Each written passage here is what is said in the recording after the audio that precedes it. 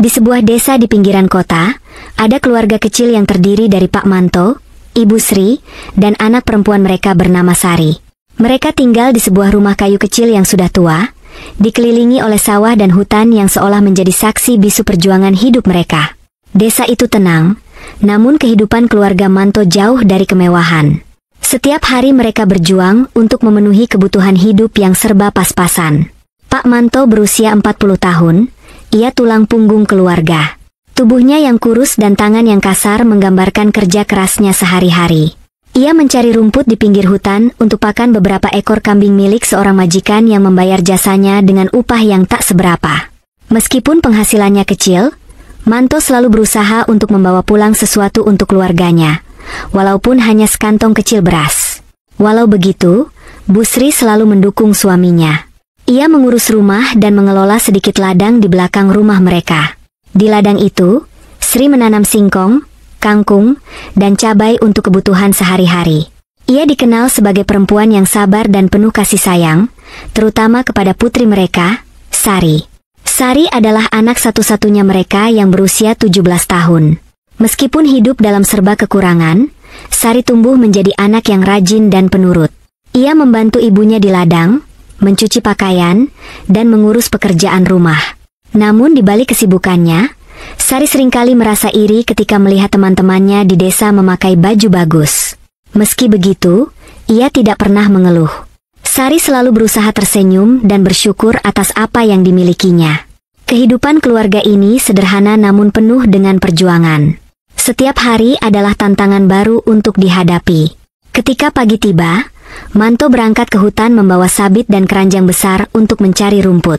Ia harus berjalan jauh, melewati jalan setapak yang terjal, dan seringkali pulang dengan tubuh lelah dan pakaian yang basah oleh keringat. Di rumah, Sri selalu menyiapkan makanan dari bahan seadanya, sementara Sari membersihkan rumah. Namun di balik kesederhanaan itu, tersimpan banyak kegelisahan. Manto sering merasa bersalah karena tidak bisa memberikan kehidupan yang lebih baik untuk keluarganya. Ia melihat bagaimana istrinya terus bekerja keras, dan bagaimana anaknya tumbuh tanpa menikmati masa remaja seperti anak-anak lain. Keadaan itu membuatnya sering termenung, berpikir apakah ada jalan lain untuk mengubah nasib mereka.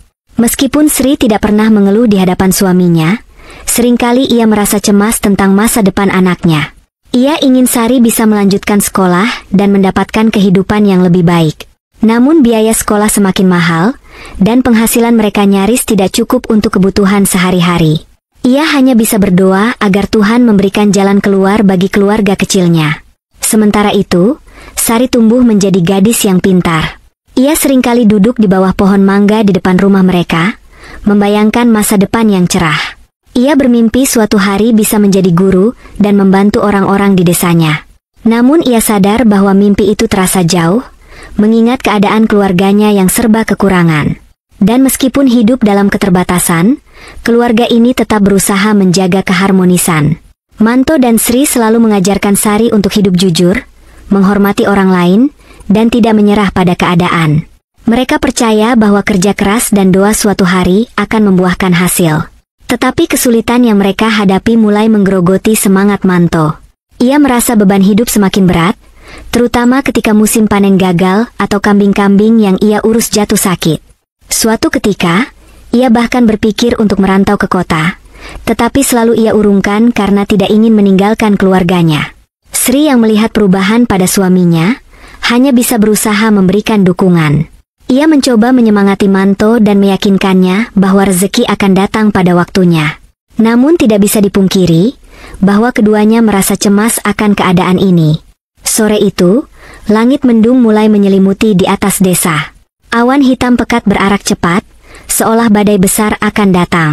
Manto seperti biasa, berjalan menyusuri jalan setapak menuju pinggir hutan sambil menggenggam sabit tua yang sudah berkarat, sementara di punggungnya tersampir sebuah keranjang bambu besar yang kosong. Ia bergegas mencari rumput dan berharap bisa pulang sebelum hujan turun. Namun, alam berkata lain. Tak lama setelah Manto tiba di area rumputan dekat hutan, hujan deras mulai mengguyur. Petir menyambar dengan suara yang menggelegar, membuat hutan sekitarnya terasa mencekam. Ia mencari tempat berlindung dan menemukan sebuah goa kecil di kaki bukit. Dengan langkah tergesa, ia masuk ke dalam goa itu, menahan dingin yang mulai menusuk kulitnya. Di sana, ia duduk termenung sambil memeluk lututnya. Dalam keheningan goa yang hanya ditemani suara hujan dan gemuruh petir, Manto mulai diliputi perasaan putus asa. Hidupnya yang penuh perjuangan seolah tidak pernah memberikan jeda. Ia merasa seperti dihimpit oleh kehidupan yang berat. Sampai kapan aku harus begini? Pikirnya sambil memandangi keranjang yang masih kosong. Air matanya mulai menetes. Ia merasa gagal sebagai kepala keluarga yang seharusnya memberikan kehidupan yang lebih baik untuk istri dan anaknya. Hujan semakin deras, dan langit perlahan gelap. Manto sadar ia tidak akan bisa pulang sebelum malam tiba. Dalam kesedihannya, tiba-tiba ia mendengar suara langkah pelan dari arah pintu goa. Manto mendongak dan terkejut melihat seorang wanita tua berjalan masuk. Tubuh wanita itu kecil dan bungkuk, mengenakan kain lusuh yang basah oleh hujan. Rambutnya yang putih panjang menjuntai hingga punggung, dan wajahnya penuh dengan keriput. Sebelum Manto sempat berkata, wanita tua itu membuka percakapan. "Kau sedang putus asa, Manto?" tanyanya dengan suara parau. Manto tertegun. Ia belum menceritakan apapun, tetapi wanita itu memanggil namanya, dan seolah tahu apa yang ada di pikirannya. Ia hanya bisa mengangguk pelan. "Aku tahu apa yang kau rasakan. Aku prihatin dengan nasib yang kau alami, tapi ada satu cara untuk mengubah nasibmu." Kata-kata itu langsung menarik perhatian Manto. Ia menatap wanita tua itu dengan mata penuh harap, meskipun ada sedikit rasa takut yang menyelimutinya. "Apa maksudmu, Nek? Apa ada cara agar aku bisa memberikan kehidupan yang lebih baik untuk keluargaku?" tanyanya dengan suara bergetar. Wanita tua itu tersenyum. Dari balik kain lusuhnya, ia mengeluarkan sebuah kalung dengan liontin kecil berbentuk segitiga. "Kalung ini adalah kunci untuk mengubah hidupmu. Namun ada syaratnya," katanya sambil menyerahkan kalung itu kepada Manto. "Syarat apa, Nek?" tanya Manto penasaran, meskipun hatinya mulai diliputi rasa was-was. "Anak perempuanmu harus menjadi tumbal. Setiap malam Jumat, tepat pukul 12 malam, ia akan berubah menjadi babi ngepet. Dia tidak akan sadar dengan apa yang terjadi padanya, ia hanya akan merasa seperti bermimpi. Tetapi, saat ia menjadi babi ngepet, kau bisa mendapatkan uang yang ia kumpulkan. Dan uang itu akan terkumpul di bawah bantalmu. Kau akan bangun dalam kekayaan," jelas wanita tua itu dengan suara tenang. Manto terdiam. Tawaran itu menggiurkan, tetapi pikirannya dipenuhi kebingungan. "Kau tidak perlu khawatir. Anakmu tidak akan merasakan sakit atau mengetahui apa yang terjadi. Ini adalah satu-satunya cara bagimu untuk mengubah nasib keluargamu." Hati Manto bergejolak. Di satu sisi, ia merasa takut untuk menjadikan Sari sebagai bagian dari ritual itu. Namun di sisi lain, tawaran itu adalah kesempatan yang besar. Bayangan akan kehidupan yang lebih baik bagi keluarganya mulai membayangi pikirannya. Tanpa berpikir panjang, ia menerima kalung itu. "Aku akan melakukannya, Nek.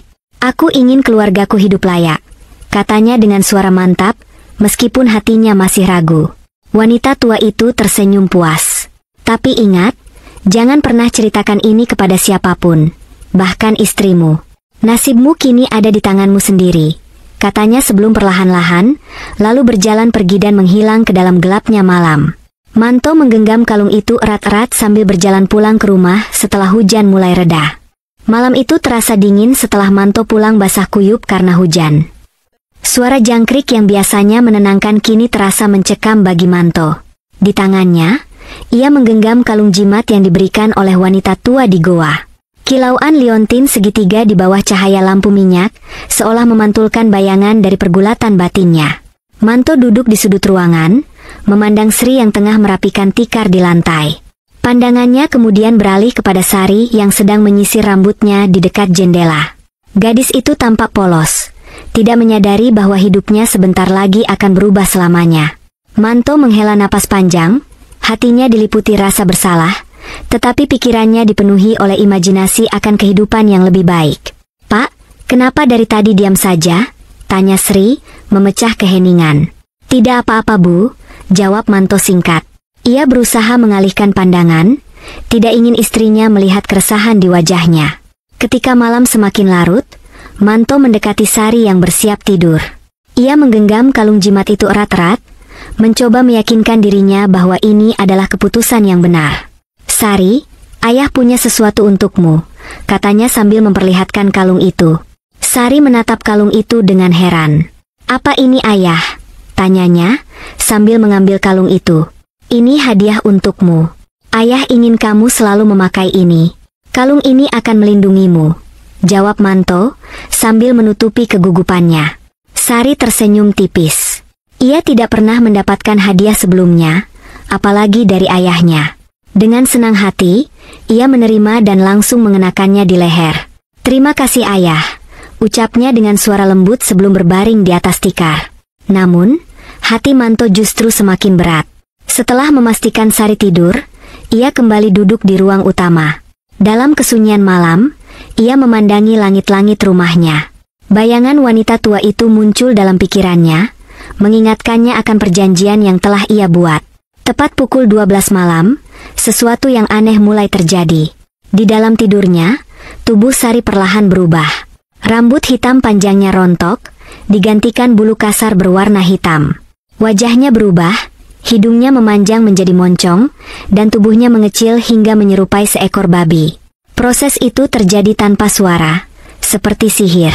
Manto yang masih bangun mendengar suara langkah kecil di luar kamar.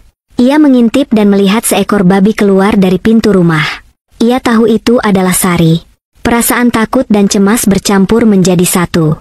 Di satu sisi, ia merasa bersalah melihat anaknya berubah menjadi makhluk lain. Namun di sisi lain, ia yakin bahwa ini adalah langkah awal menuju kehidupan yang lebih baik.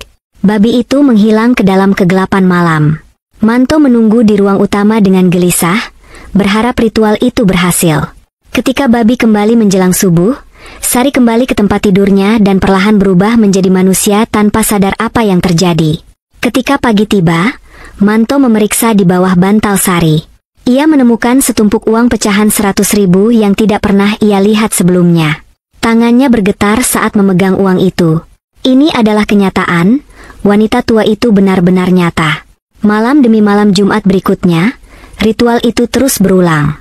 Setiap kali Sari berubah menjadi babi ngepet, Manto mengambil hasilnya dan menyimpannya. Dalam waktu 3 bulan, keluarga Manto mulai hidup berkecukupan. Rumah kayu mereka direnovasi menjadi rumah tembok dengan atap genteng merah. Perabotan baru menghiasi setiap sudut rumah.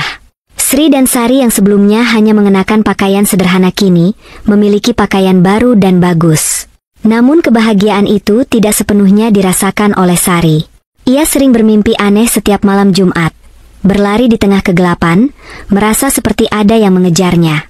Ia tidak menyadari bahwa itu bukan sekadar mimpi, melainkan refleksi dari kenyataan yang ia alami saat berubah menjadi babi ngepet. Sri pun mulai merasa curiga. "Dari mana Bapak dapat uang sebanyak ini? Apa kau mendapat pekerjaan baru?" tanyanya suatu pagi. Manto hanya tersenyum dan menjawab singkat, "Ada rezeki dari teman lama. Kau tidak perlu khawatir."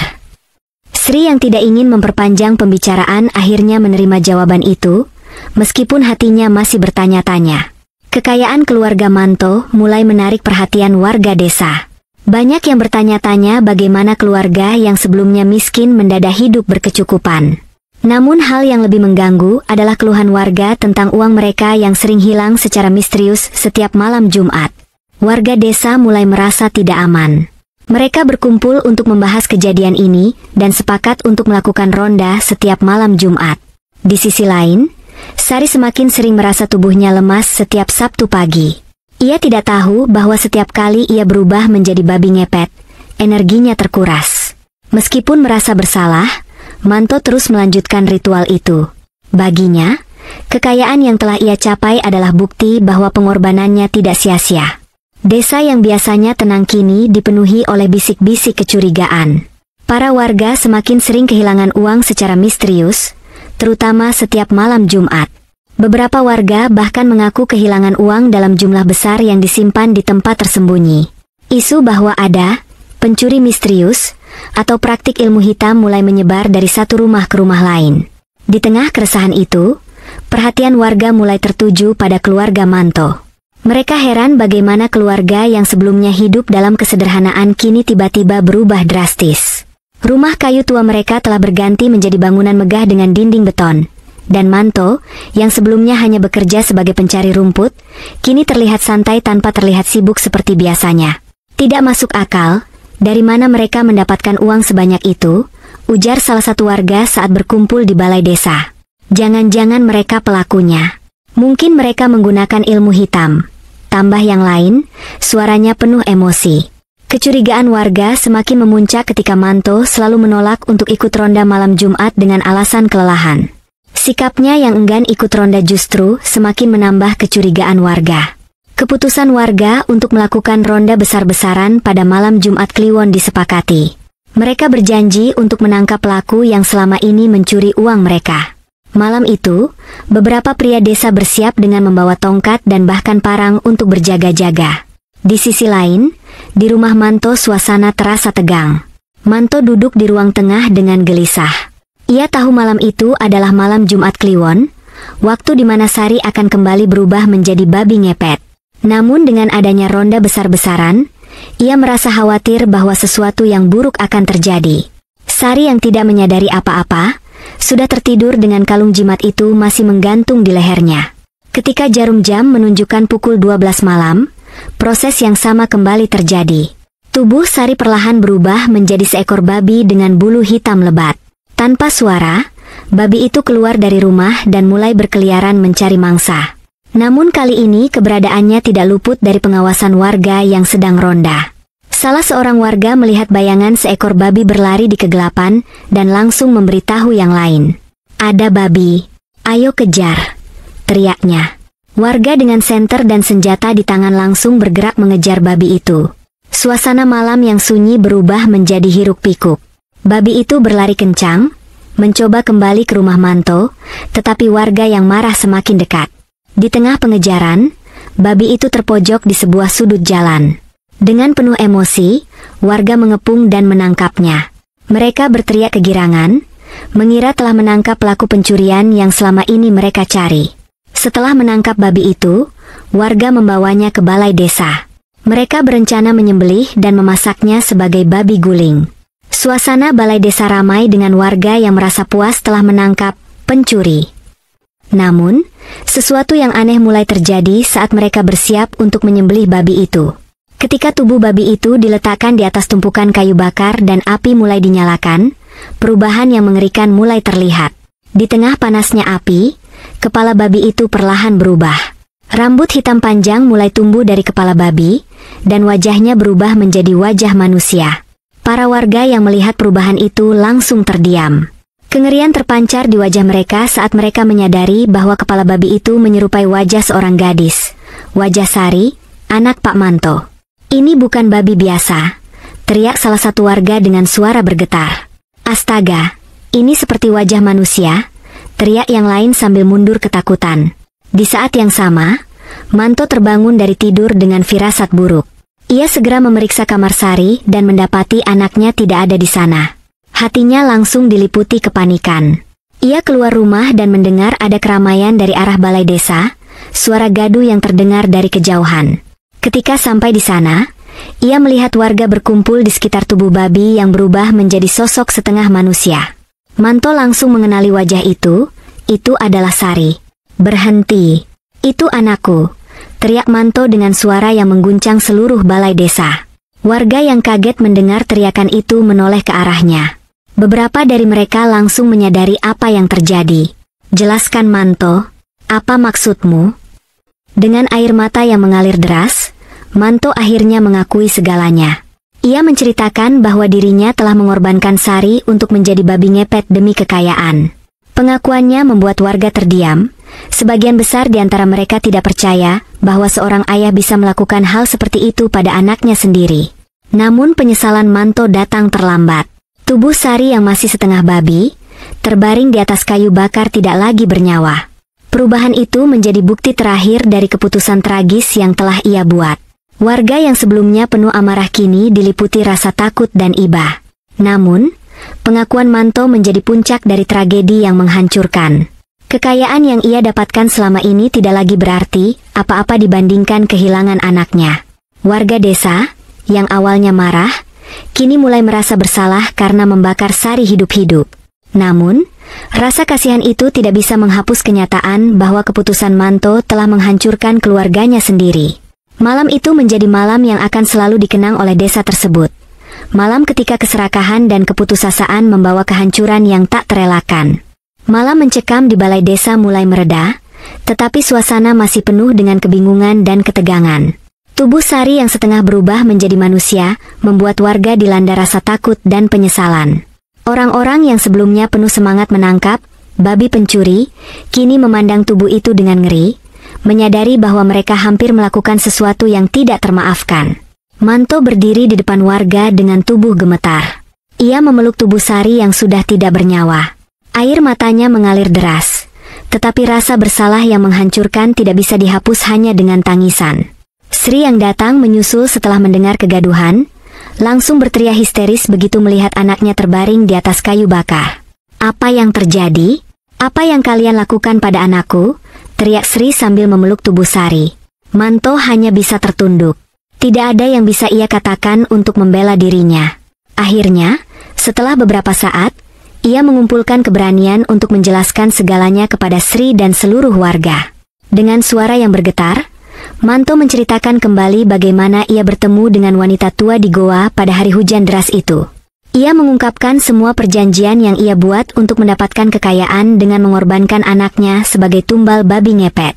Ia juga menjelaskan bagaimana setiap malam Jumat, Sari akan berubah menjadi babi tanpa sadar, dan uang yang ia hasilkan muncul di bawah bantalnya. "Aku hanya ingin keluargaku tidak menderita lagi," kata Manto dengan isak tangis. "Tapi aku salah besar. Keserakahanku telah menghancurkan segalanya." Sri yang mendengar pengakuan itu langsung jatuh terduduk. Wajahnya pucat, matanya membelalak penuh dengan rasa tidak percaya. "Jadi kau rela mengorbankan anak kita demi uang? Kau tahu apa yang telah kau lakukan?"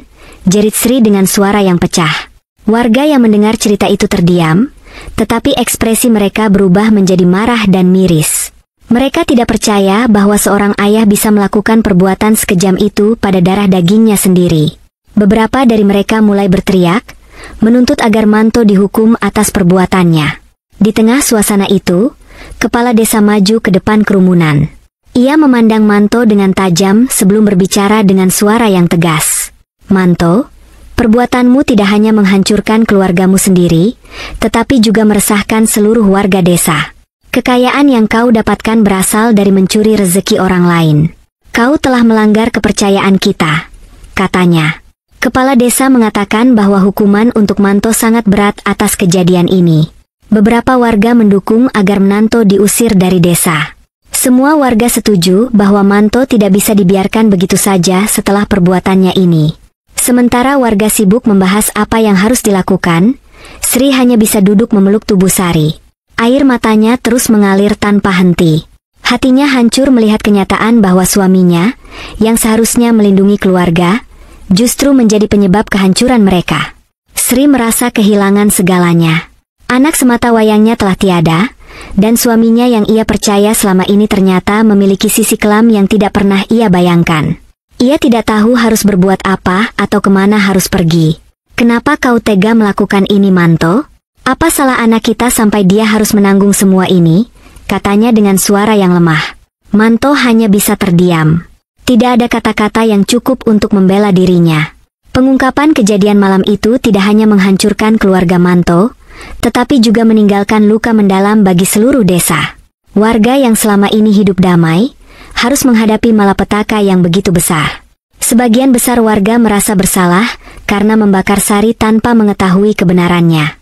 Mereka merasa telah menjadi bagian dari tragedi yang tidak seharusnya terjadi. Di sisi lain, desa itu menjadi bahan pembicaraan di daerah sekitar. Isu tentang keluarga Manto dan babi ngepet menyebar dengan cepat, membawa rasa malu bagi warga desa. Matahari pagi terbit dengan warna yang kelabu di desa itu. Tragedi malam sebelumnya meninggalkan luka mendalam yang dirasakan oleh seluruh warga. Keheningan menyelimuti jalan-jalan desa, hanya diselingi oleh bisik-bisik warga yang masih terguncang oleh kejadian mengerikan yang baru saja terjadi. Di tengah semua itu, keluarga Manto kini berada di titik kehancuran total. Sri dengan hati yang hancur, mempersiapkan pemakaman anak semata wayangnya. Tubuh Sari, yang telah kembali menjadi manusia sepenuhnya setelah kematiannya, dibaringkan di atas keranda sederhana. Beberapa warga, meskipun masih diliputi rasa bersalah, memutuskan untuk membantu Sri menyiapkan pemakaman. Tangisan Sri mengiringi prosesi pemakaman itu. Ia memeluk tubuh anaknya untuk terakhir kali sebelum menutupnya dengan peti. Tidak ada banyak warga yang hadir di pemakaman itu. Sebagian merasa tidak pantas untuk datang karena rasa bersalah mereka, sementara yang lain takut pada cerita mistis yang mungkin menyelimuti kejadian tersebut. Setelah pemakaman selesai, Sri memutuskan langsung meninggalkan desa. Dengan hati yang hancur, ia membawa sedikit barang yang dimilikinya. Ia memulai perjalanan menuju daerah lain, mencari ketenangan.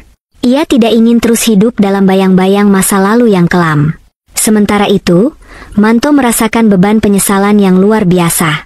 Kekayaan yang ia impikan untuk membahagiakan keluarganya justru menjadi alat penghancur mereka. Malam itu juga, ia meninggalkan desa dengan hati dan kehidupan yang hancur lebur. Semua hilang begitu saja karena keputusannya. Semua penyesalan itu datang terlambat. Tidak ada yang bisa mengembalikan apa yang telah hilang. Sejak saat itu Manto tidak diketahui keberadaannya. Penyelesaian dari kisah ini membawa pesan yang dalam tentang konsekuensi dari pilihan hidup yang salah. Manto, yang membiarkan keserakahan dan keputusasaan menguasainya, kehilangan segalanya, termasuk anak yang paling ia cintai. Sri, meskipun tidak bersalah, harus menanggung beban kehilangan dan mencoba mencari kedamaian di tempat yang jauh. Bagi warga desa, tragedi ini menjadi peringatan abadi. Mereka belajar untuk lebih bijak dalam menghadapi cobaan hidup, dan tidak membiarkan ketakutan atau prasangka memengaruhi keputusan mereka. Kisah ini juga menunjukkan bahwa ada beberapa kesalahan yang tidak dapat diperbaiki, dan ada dosa yang membawa penyesalan seumur hidup. Dalam kasus Manto, kekayaan yang ia dapatkan akhirnya hanya menjadi simbol dari kehancuran yang tidak bisa dihindari. Akhir cerita ini menjadi pengingat bahwa setiap tindakan memiliki konsekuensi, dan bahwa cinta sejati kepada keluarga seharusnya tidak pernah dikorbankan demi hal-hal duniawi. Namun dari kisah ini, kita dapat mengambil banyak pelajaran. Kesalahan dan dosa Manto menjadi pengingat bagi kita semua bahwa keputusan yang salah, terutama yang dilandasi keserakahan, akan membawa kehancuran. Kisah ini mengajarkan kita untuk selalu menghargai keluarga, kepercayaan, dan tidak mudah tergoda oleh iming-iming yang tidak masuk akal. Hidup yang bahagia tidak selalu membutuhkan kekayaan berlimpah, tetapi membutuhkan hati yang damai dan hubungan yang harmonis dengan orang-orang yang kita cintai. Pada akhirnya, pesan moral dari cerita ini adalah bahwa kehidupan adalah perjalanan yang penuh cobaan, tetapi dengan pegangan moral yang kuat, cinta, dan pengendalian diri, kita dapat menjalani hidup dengan baik tanpa harus mengorbankan hal-hal yang paling berharga. Terima kasih telah menyimak cerita ini sampai akhir. Jangan lupa subscribe, like dan komen channel ini. Semoga kalian menyukai cerita ini dan dapat mengambil hikmahnya. Wallahu alam bisyawab. Wassalamualaikum warahmatullahi wabarakatuh.